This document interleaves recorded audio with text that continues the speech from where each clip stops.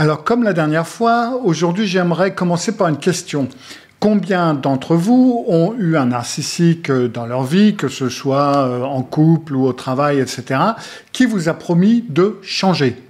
Vous avez atteint vos limites à un moment donné, il y en a marre, vous lui avez dit « j'en ai marre, j'en ai assez », et il vous a répondu « non, non, je vais changer ». Combien d'entre vous a eu cette expérience?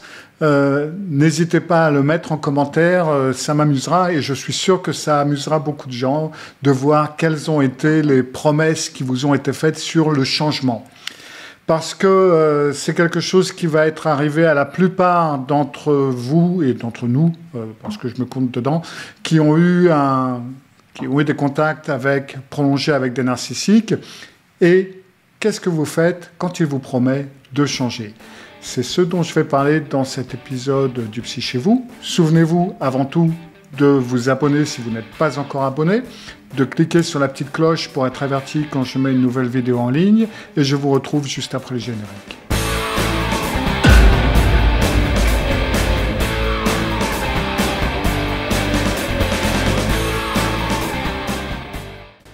Bonjour et bienvenue à cet épisode du Psy chez vous. Alors oui, qu'est-ce que vous faites quand vous avez un narcissique qui vous promet de changer? Alors, c'est un petit peu dans le même sens que la fausse promesse dont j'ai parlé dans ma vidéo précédente, mais il y a quand même une différence entre les promesses du futur et la promesse de changement. Parce que ça n'est pas juste à propos d'un événement futur, c'est à propos de quelque chose que vous avez vraiment voulu dans la relation. Vous voulez un certain changement. Alors, je sais que, en règle générale, je dis aux gens que faut pas vous attendre à ce que les personnes changent. Si vous entrez en couple avec une personne et que cette personne a des défauts, il faut pas entrer dans le couple en vous disant ce défaut-là, il va changer. Parce que là, c'est votre responsabilité, c'est votre problème.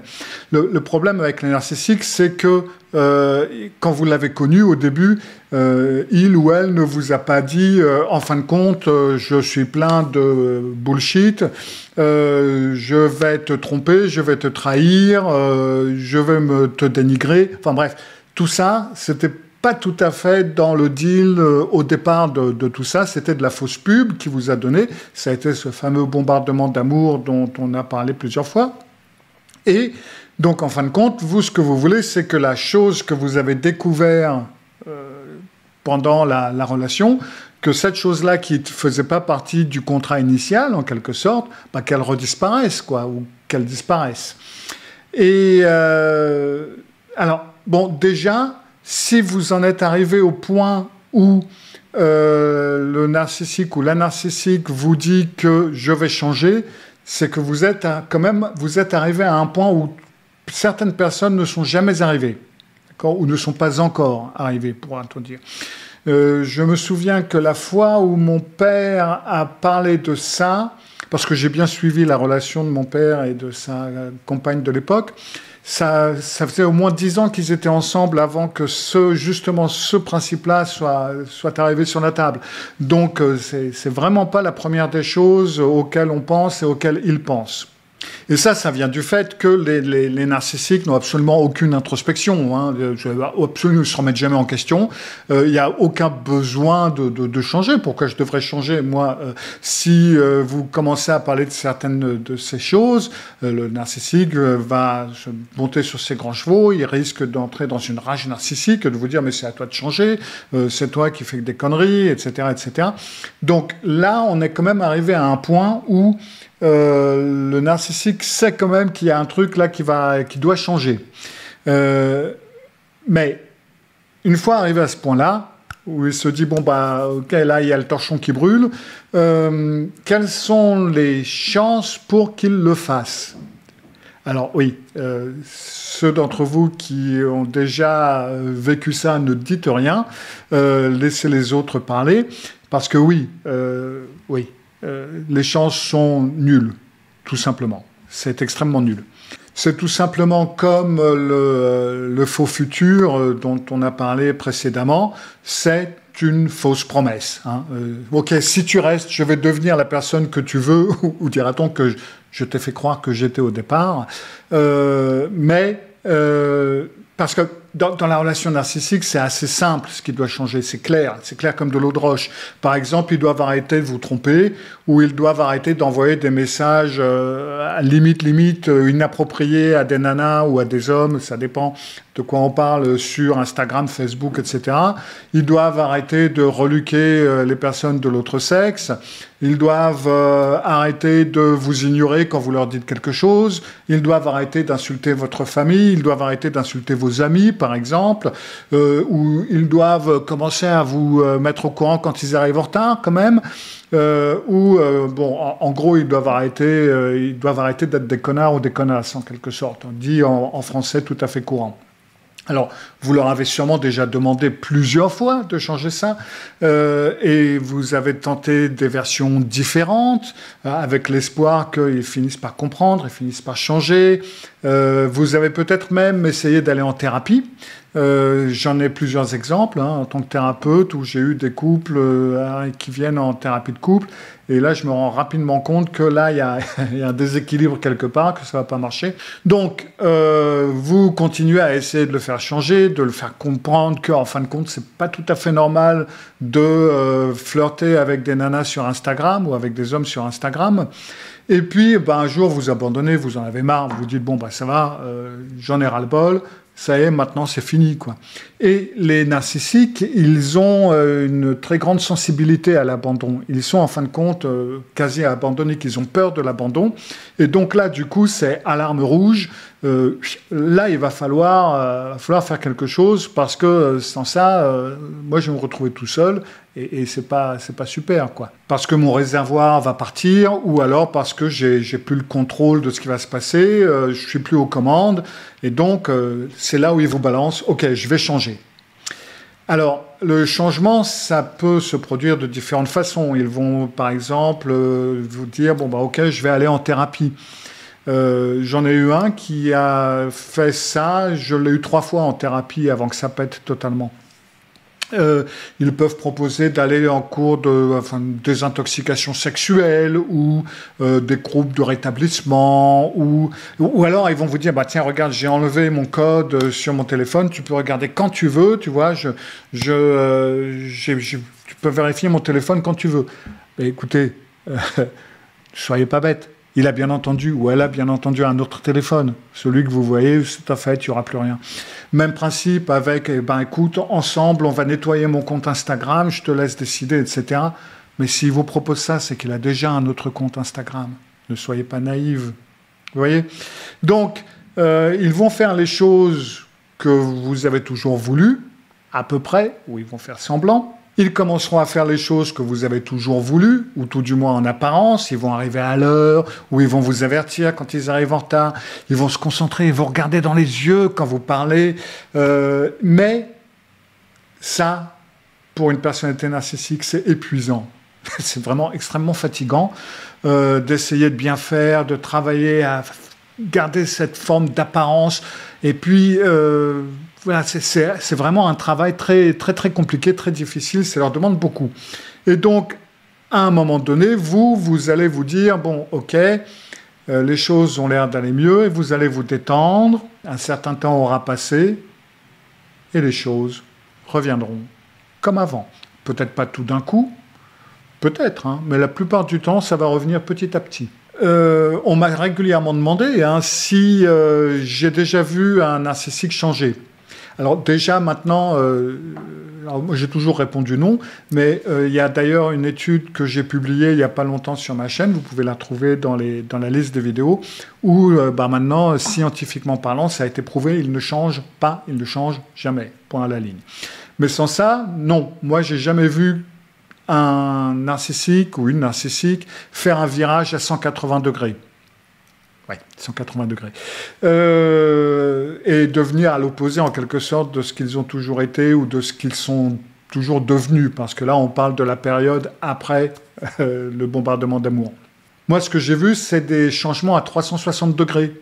Alors là, les matheux, ils me disent « Ouais, mais un changement à 360 degrés, ça veut dire qu'on vient au début. » Exactement. Tout à fait.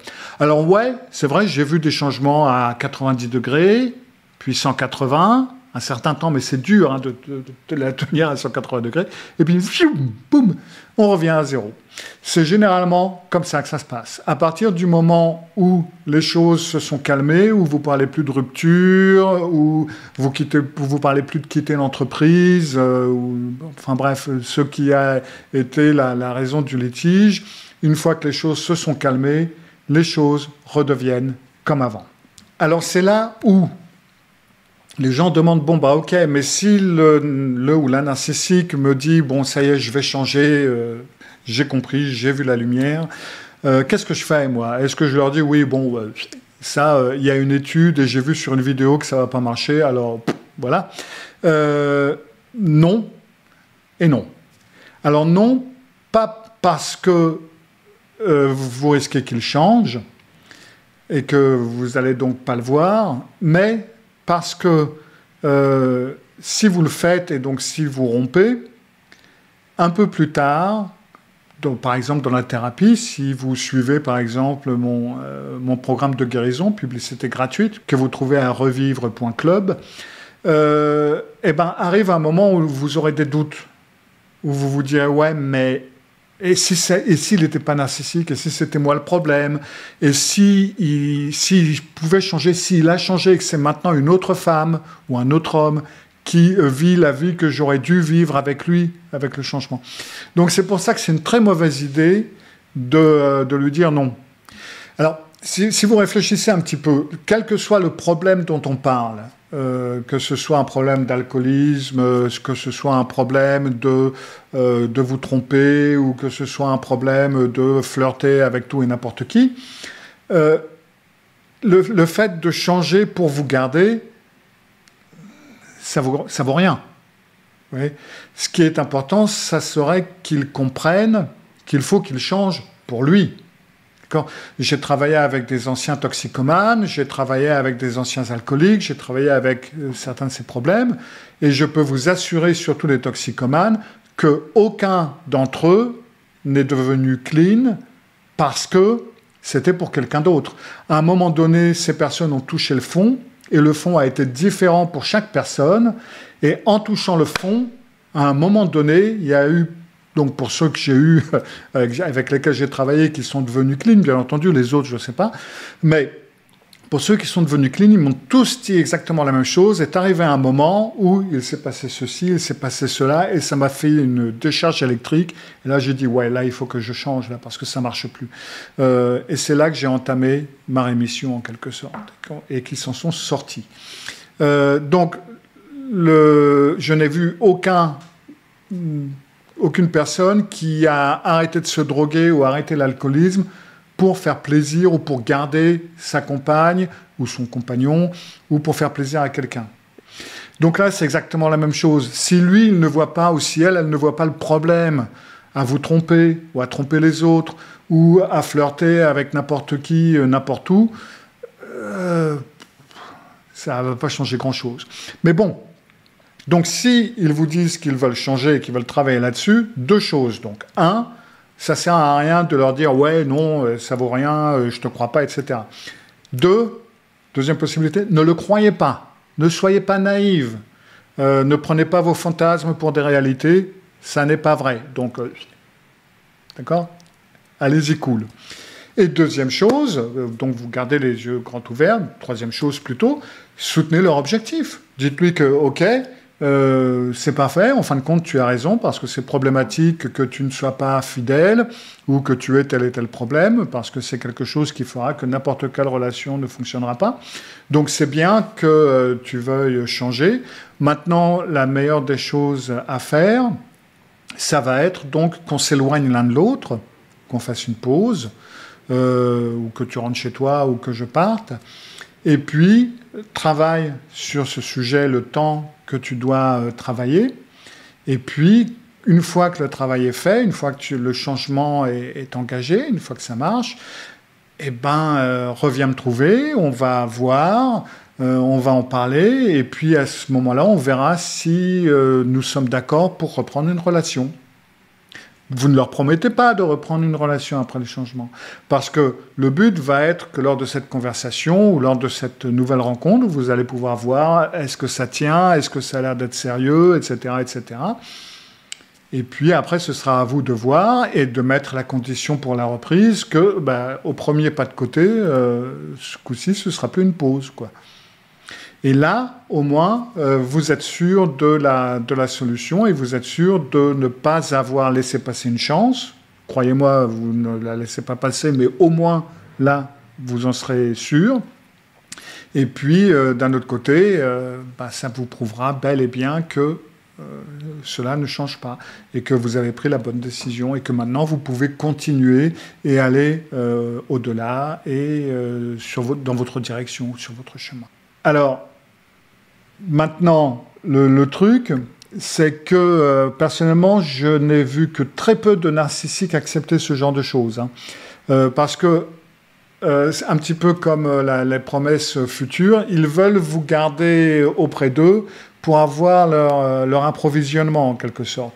Alors, bien entendu, vous pouvez, si vous voulez dire, OK, accepter le changement et le garder auprès de vous. C'est votre choix, c'est votre vie, en quelque sorte, mais encore une fois, je pense que vous allez voir que c'est un changement qui ne viendra pas, qui ne viendra jamais, ou qui sera vraiment très superficiel, qui ne durera que quelques jours, et puis tout reviendra comme avant. Voilà, c'est donc la fin de cette vidéo. J'espère qu'elle vous sera utile ou qu'elle vous a été utile. Et puis, quant à moi, je vous retrouve jeudi prochain, enfin jeudi qui vient, pour une nouvelle vidéo.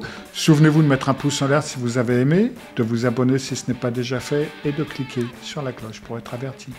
À jeudi.